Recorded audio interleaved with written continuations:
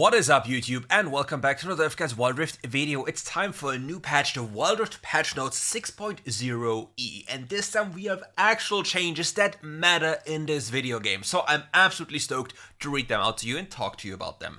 Let's start with this patch. Welcome to the patch 6.0. We've got a few balance adjustments across the board where we head into patch 6.1. Additionally, the long-awaited coffee cuties are here to serve. Spill and sip some tea. And if you want these skins a lot cheaper, check out my partners in the description below. The zoo is going to supply you with anything you need, skin-wise, Discord Nitro-wise, anything, so check them out. Anyway, let's go with Tryndamere. Tryndamere has been performing averagely across the board. We're giving him a boost that will make him stronger in one-on-one fights with his foes and help him in those skirmishes he takes when he has lower health. Bloodlust. Bonus attack damage gained with per 1% health lost is increased from, let me quickly adjust my little drawer here. That's a little bit big. Anyway, you see, we have an increase from 0.25 to 0.35 and a total increase to then 0.5 at the end, so it's an overall bigger buff for that one. We also have a Mocking Shout adjustment, which reduces the attack damage from 35% to 40%. So Tryndamere has one big issue in WildRift, where he will not be meta whatever happens. There's too much damage in the game. He is forced to ult way too early without being able to do anything, before he can even join the fight. So if he doesn't have access to ultimate, he literally cannot play the game. And with played with skill caps in the game as they are and all the item options, he finds it very hard to just find any footing in the game. Obviously this is supposed to help him, but it doesn't save him from his problems. Nasus, a champion that has been very good for a long time now, flying completely under the radar because people refuse to play him and play him properly. So let's talk about them. Nasus, we are letting this dog out. We are giving Nasus a few buffs that will help him scale more effectively and get stacks even quicker. This will make him a bigger late game threat who can deliver devastating strikes. First off, Siphoning Strike, 0.5 cooldown reduction on the first rank, and in total a 0.5 cooldown reduction overall. The mana consumption, full level 20 to full level 15, so it's a little bit less expensive when it comes to using mana. The base damage is seeing an increase starting on level 2 of the spell by 5, 10 by 3, and 15 by the highest level. We also see a higher armor reduction on the Spirit Fire. 15% to 20%, from 30% to 35%, so it's a 5% increase. So now let's talk about the problems of Nasus. Nasus' early game is his biggest weakness. Roughly 1 to 4, he struggles the most. On 5, he's a champion, or on boots reset. So this is the goal that you have to achieve with Nasus to be a functional champion. Then he has a very big power spike until a very late game. The problem with Nasus' late game is that he has to walk to you in order to reach you, which is something you don't really like having because this champion doesn't really have mobility. Nonetheless, if the enemy team isn't hypermobile or has super high CC, you will have a wonderful time running them down because your second ability Wither is one of the most broken basic abilities in the video game. And by giving you access to faster stacking, more damage, more armor pen, they're making it even easier. So Nasus is most definitely an S tier champion easily this patch. At least in the top lane and the mid lane counterpick. For jungle, I don't know. It could be, like, obviously it's better, but I don't know how much better it's going to be. But Nasus mains, you're in for a good time.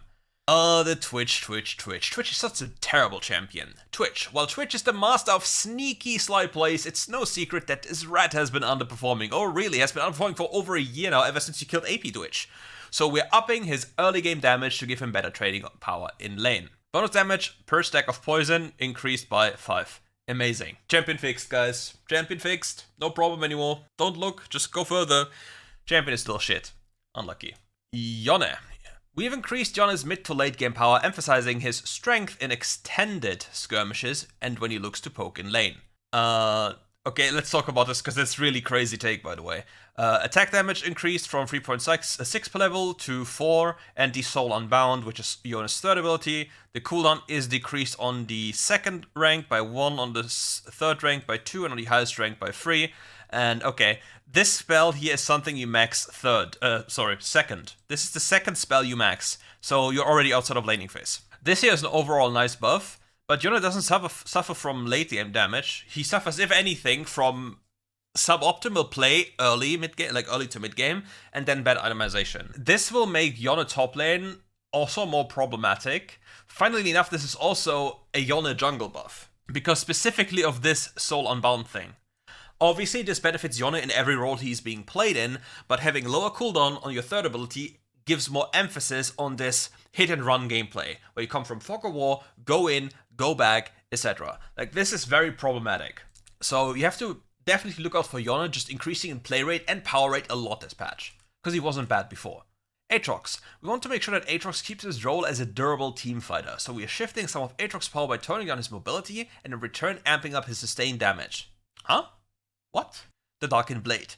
Cooldown down from 13 to 12, so overall a 1 second cooldown reduction. The bonus damage is being increased early game by 5%, and in total also by 5%. As a consequence, he loses 5% movement speed here. Okay, this barely does anything, he will still reach you, so it's an overall Aatrox buff. Keep this in mind. We are buffing Aatrox damage.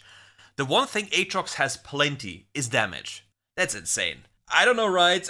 Are you playing your own game sometimes? Like, I know the balancing is about the framework when it comes to win rates, and since high ranks are so diluted with like inflated and everything, that your data is completely, basically pointless. At least for like the top end players. For the most casual, it doesn't even matter, because they see buff or champion broken, nerf or champion bad.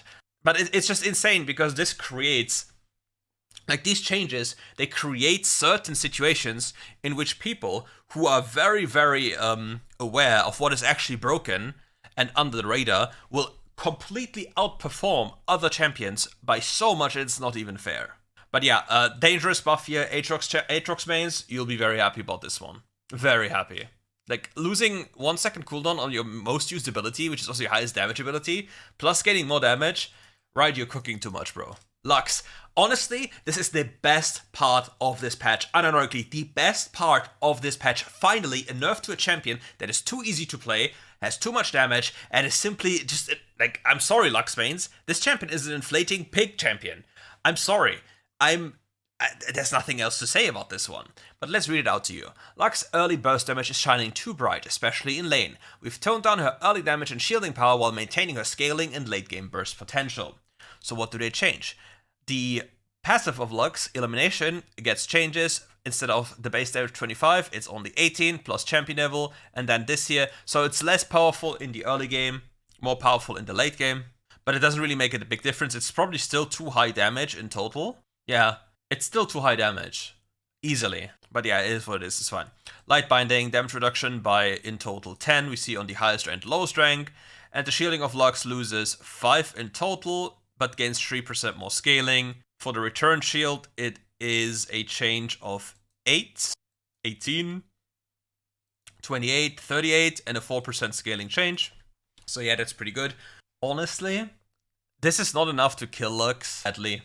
I hate Lux. Everybody hates Lux. All my homies hate Lux. But yeah, this champion is still like very good in the support role, very good in the mid lane role, because Lux has one of the things she can do. She can play mid lane completely non-interactive. You can be max range, and if you ever hit one of your Qs, like most of Lux players play with Ignite, which is fundamentally, technically speaking, wrong, but in WildRift it's not wrong. Because your champion has so much damage, you can cheese so many kills by just hitting your flash binding level 2 into E, auto attack, Ignite. If the enemy is like 60% or 70% HP at that time, they're simply dead. So yeah, this champion has a lot of damage. And the most beautiful thing, or well, most problematic thing about this champion is, you can throw all your spells on cooldown, and every single time they're on cooldown, you just go away and don't play. And it's very difficult to punish you unless the enemy has certain champions that can actually reach you. Plus you make mistakes and they can punish you. But it's very difficult to do so. Gnar. Okay, let's see what they do here. Gnar's been too dominant in mid-game teamfights, absolutely right. We're reducing some of his zoning and poke pressure to balance the impact he can have, and on the highest rank it's the same. I like this very much. Gnar is a very big bully and he has way too much damage.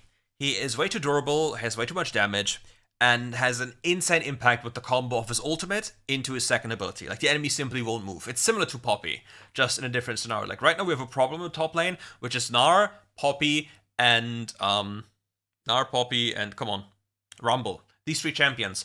Like, these three champions are absolutely insane, and if you want to climb top lane and want to play champions that are not, like, mechanically super problematic to do, like, for example, Fiora, or take less skill than Jax, you can pick any of these champions. Like, they're very, very good.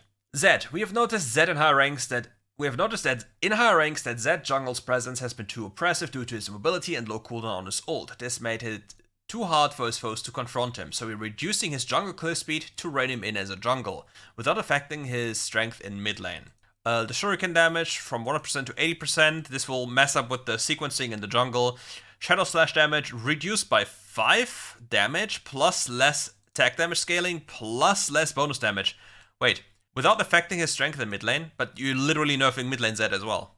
This nerfs mid lane Z too. Why are you lying, Riot? Right? Why lie? I think it's good. The problem with Zed in jungle is he's very hard to punish. It's not necessarily about like his damage. It's about punishing him. Because if you're a very good Zed player, which I'm not a good Zed player. If you want to watch a good Zed player, watch Corrupt, not me. I'm the worst Zed you can possibly see. And you will see, it's not about the damage he generally does, which is insane if he hits all of these spells. Like, for example, 1, 2, 3 shurikens with double, triple slash, you're just dead. But it's more about the ability of his to just jump to these shadows back and forth, confuse the enemy, force them to be aware of where he is, and just constantly think about what can happen to me, and then he just goes away. And then this low cooldown thing comes into play. Like, the damage itself is not the biggest issue. And Zed's jungle clear, if you're not a very good Zed player, is relatively, like, it's not the fastest. There's a lot of optimizations you can do. So for the average Zed player, this will be a very hefty nerf. For the very good Zed players, I don't think it does too much, apart from messing with the sequencing. Teemo. Teemo's burst potential with stealth and poison has made him too menacing. We're slightly nerfing his burst so that he will need to rely more on his mushrooms and continuous damage to pose a threat. Toxic Shot, which is passive. The bonus damage dealt by basic attacks is being reduced from 8 to 8, that is still the same.